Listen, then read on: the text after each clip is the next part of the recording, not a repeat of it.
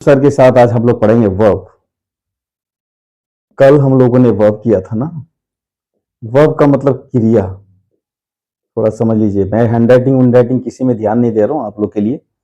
मैं चाहता हूं कि आप लोग मतलब सिर्फ समझें अभी बातों को। डिटेल में सब कुछ पढ़ाऊंगा, फिर से पार्ट्स ऑफ स्पीच में एक एक करके डिटेल में पढ़ाऊंगा, ठीक है। अभी जितना पढ़ रहे हैं ये मतलब वीडियो सुनना है और सुन करके उसको समझना है कि आखिर क्या है ये सब। जो कुछ भी मैं समझा रहा हूं उसको समझिए, समझना स्टूडेंट्स। देखो ऐसा है ना कि जब तक तुम अपने दिमाग से नहीं समझोगे चीजों को, कोई भी कंपटीशन नहीं होगा। रट के कुछ नहीं होने वाला, समझना है। बच्चा में रटते थे, रटना बहुत जरूरी है। मैं एक बात बता दूं कि मैं क्लास लेने से पहले कुछ कुछ बातें ऐसे बताता हूं, क्योंकि मैंने भी जिंदगी में कंपटीशन पास करके ही अभी अपने करियर को एक शेप दिया है। तो आप लोग भी उसी तरह से कर सकते हैं। मैं चूंकि जो जो कुछ भी किया हुआ रहता है ना, वो आपको उस एक्सपीरियंस की बिना पर, उसके तजुर्बे की बिना पर आपको बता सकता है वो, ठीक है। तो मैं आप लोगों को अपने तजुर्बे के बिना पर बताता हूं कि रटना जरूरी है, उतना ही जरूरी है समझना भी। रटना और समझना दोनों मिलकर के ही आप, ये जो रटना है ना, सब कोई बोलता है रट्टू मल है, रट्टू मल है। जी नहीं, रट्टू मल जरूरी है। अगर आप रट नहीं सकते तो आप कुछ भी नहीं बन सकते। आईएएस नहीं बन सकते, डॉक्टर नहीं बन सकते, इंजीनियर नहीं बन सकते। फार्मूला रटना होता है कभी कभी, समझना ज्यादा होता है। रटना प्लस समझना, ये ना, ये बहुत जरूरी है। ये दोनों चीज जरूरी है। ये दोनों चीज को बैलेंस करके चलो, सब ठीक हो जाएगा, ठीक है। थोड़ा कंप्लीट नहीं हो पाया था क्रिया। हम लोगों ने कहा था कि क्रिया का जो है ना, वो सीधा सीधी दो हिस्से में हम लोगों ने बांट दिया था उसको। एक तो एक का नाम है, एक क्रिया, एक कैटेगरी है। ये कैटेगरी है मेन वर्ब नंबर वन। और नंबर दो जो मेन वर्ब, इसको हेल्पिंग वर्ब कहते हैं।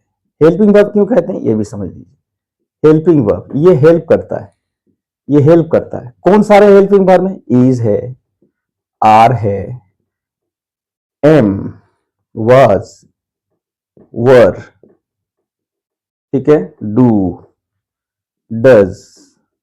ये जो डू है ना, ये डू मेन वर्ब भी है और हेल्पिंग वर्ब भी है। मैंने आपको कहा था कि कभी कभी एक वर्ड जो है ना दो जगह में रहता है। ज्यादा वो ज्यादा बोलने की जरूरत नहीं, ज्यादा समझने की जरूरत है। डज, विल, शैल।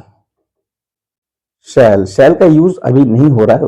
विलु, जैसे मतलब आप लोग के एरिया में जैसे सिंगी गड़ई ये सब विलुप्त हो रहा है ना, मतलब बहुत सारी चीजें विलुप्त हो रहा है, दुनिया से मिट रही है, वो उसका जाति प्रजाति खत्म हो रहा है। उसी तरह से शैल जो है ना, विलुप्त एक ऐसा वर्ड है जो विलुप्त हो रहा है। ज्यादा लोग नहीं यूज करते हैं, ये ज्यादातर विल का यूज करते हैं। I will go to market, I will do that, I will give you money, I will go to school, I will go to tuition, I will do this, I will do that, I will do that, ठीक है ना। आई shall do that बहुत सारे कम लोग बोलते हैं, पहले बोलते थे।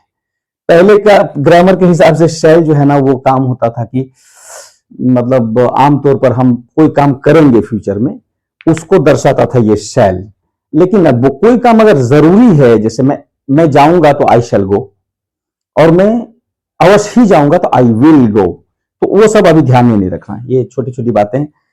ये सारे हेल्पिंग वर्ब्स हैं। हेल्पिंग वर्ब्स ये क्यों है? इसलिए कि ये हेल्प करता है। किसको हेल्प करता है? जैसे टू गो, टू गो इसका मतलब होता है जाना, ठीक है। उसके बाद to read, to read, to क्यों लगा रहा हूं वो भी बताया था मैंने, उस वो वीडियो देख लीजिएगा। टू रीड मतलब पढ़ना, ठीक है। उसके बाद और हम लोग क्या करते हैं? टू राइट, WRITE, राइट मतलब ये लिखना, ठीक है। इसका भी मतलब समझ लीजिएगा। टू प्ले खेलना, टू प्ले खेलना, ठीक है, खेलना। ये चीज भी समझ लेना है आपको कि ये सब मेन वर्ब है। देखो ये एक्शन वर्ब के बारे में आपको बताया था कि ये दो चीज जो है ना, मेन वर्ब एक्शन को दर्शाता है और हेल्पिंग वर्ब इसको स्टेट को दर्शाता है। ये स्टेट कोई बंगाल स्टेट, बिहार स्टेट नहीं है, बल्कि ये परिस्थिति है, और ये एक्शन कोई काम है। कोई भी काम करना, किसी भी काम का होना, एक्शन। एक्शन का मतलब वो है जो आप जीवन से मृत्यु पर्यंत जो भी काम करते हैं, चाहे सोए रहें, नींद से सोए रहें, जागे रहें, बैठे बैठे सोचते रहें, मन मन में किसी के बारे में सोचें, सारा एक्शन है। और वही सारा एक्शन है, वही एक्शन को हम लोग मेन वर्ब कहते हैं। जैसे to go, to read, to write, to play, ये सारी चीजें हैं। स्पीड में थोड़ा सा पढ़ा रहा हूं, आप धीरे धीरे उसको वीडियो, आजकल टेक्नोलॉजी का जमाना है, वीडियो को आप बहुत पॉज कर करके देख सकते हैं। अपने हिसाब से उसका स्पीड आप मतलब ये करके देख सकते हैं, ये सारी चीजें हैं। इसका अपने में कोई मीनिंग बहुत, ये सारे जैसे इज, आर, एम। इज का मतलब है, आर का मतलब है, एम का मतलब हूं, वाज का मतलब था, वेयर का मतलब थे, डू का मतलब कुछ भी नहीं। अगर do helping verb, as a helping verb do का कोई मतलब नहीं, as a helping verb does का कोई मतलब नहीं, as a helping verb will का कोई मतलब नहीं, as a helping verb shall का कोई मतलब नहीं। अगर आप मुझे पूछिएगा या आपको कोई पूछेगा अगर कि आखिर ये शैल का क्या मतलब होता है, शैल, शैल का क्या मतलब होता है, तो बोलेंगे शैल का कोई मतलब ही नहीं होता है। ये जब तक दूसरे के साथ माने मेन वर्ब के साथ जब तक ये मिलेगा नहीं तब तक उसका कोई मीनिंग ही नहीं बताता। इसलिए कि ये क्या करता है ना, परिस्थिति को बताने वाले, कि शैल परिस्थिति को बताता है आपको, इसलिए इसका कोई मीनिंग नहीं है, ये अलग अलग परिस्थिति को बताता है। जैसे कोई काम मान लीजिए, जैसे यहां पे एक मिसाल देता हूं शैल को लेकर के कि आई शैल गो, मान लीजिए इसको भी कभी कभी यूज कीजिए आप लोग तो नया हो जाए, आई शैल गो।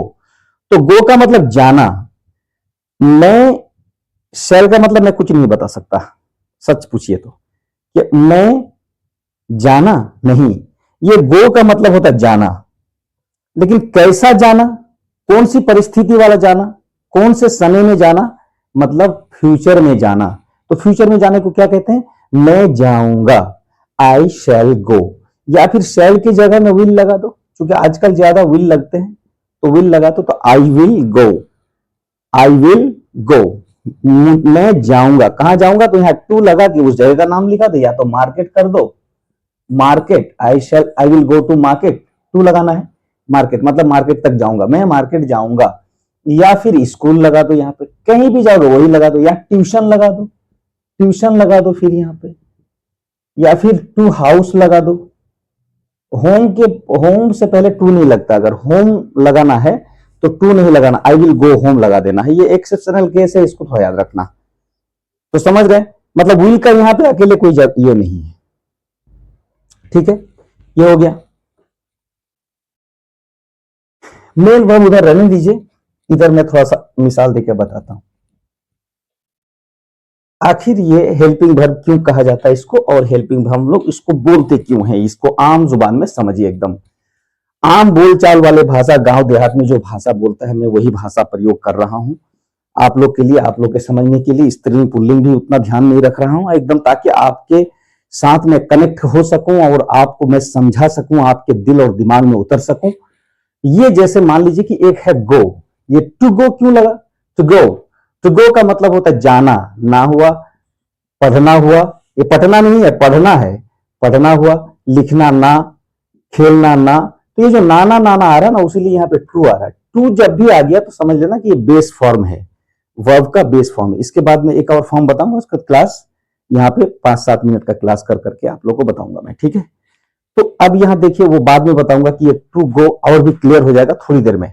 लेकिन एक गो को लेकर के एक मान लीजिए एक हम बनाते हैं, जैसे हमने लिखा था ना कि यहाँ पे इज, आर, एम, ठीक है, डज, डू, was, were, ठीक है, उसके बाद will, बस इतना ही ले लो, इतना ही में अब हम लोग एक सेंटेंस बनाते हैं। जैसे मान लो आई माने मैं, ये सब्जेक्ट हुआ जो सब शुरू होता है, इसको सब्जेक्ट कहते हैं, बाद में डिटेल से पढ़ा दूंगा। फिलहाल क्योंकि पार्ट्स ऑफ स्पीच पढ़ाते हैं ना, उसमें थोड़ा थोड़ा आ जाता है ये सब भी, ठीक है। तो पार्ट्स ऑफ स्पीच में चूंकि हम लोग वर्ड्स को लेकर के बात कर रहे हैं, तो यहाँ पे हम लोग ये सब जो वर्ड है ना, ये सब वर्ड हेल्पिंग वर्ब कहते हैं इसको। वर्ब के बारे में पूरा जान रहे हैं। वर्ब का एक कैटेगरी है ये जो है मेन वर्ब, और एक हेल्पिंग वर्ब। मेन वर्ब और ये यहाँ पे क्या हो गया, ये हेल्पिंग वर्ब हो गया बेटा, हेल्पिंग वर्ब, ठीक है। तो मेन वर्ब और हेल्पिंग वर्ब स्टेट को यानी परिस्थिति को दर्शाता है। कैसे परिस्थिति को दर्शाता है, जैसे आई एम, अब आई के साथ एम लगता है, यहाँ ये भी ध्यान रखना है कि आई के साथ इज नहीं लगेगा, आर नहीं लगेगा, एम ही लगेगा। अगर आप प्रेजेंट सिचुएशन में कोई काम लगातार करने को दर्शाना है अगर, तो एम है, आई एम गोइंग, गो का गोइंग हो गया, ये बहरूपिया है। गो पहला एक बेस फॉर्म है, इसका 5 एक वर्ब का 5 फॉर्म होता है, ठीक है। पांचों फॉर्म का अलग अलग नाम है, लेकिन मैं सिर्फ आपको बताऊंगा कि V1 पहला फॉर्म, V2 दूसरा फॉर्म, V3 तीसरा फॉर्म, V4 चौथा फॉर्म, V5 पांचवा फॉर्म, ये पांचवा फॉर्म दिखाऊंगा। उसमें से एक फॉर्म है ये गोइंग। गो के साथ आईएनजी जोड़ा हमने तो ये V4 कहलाता है।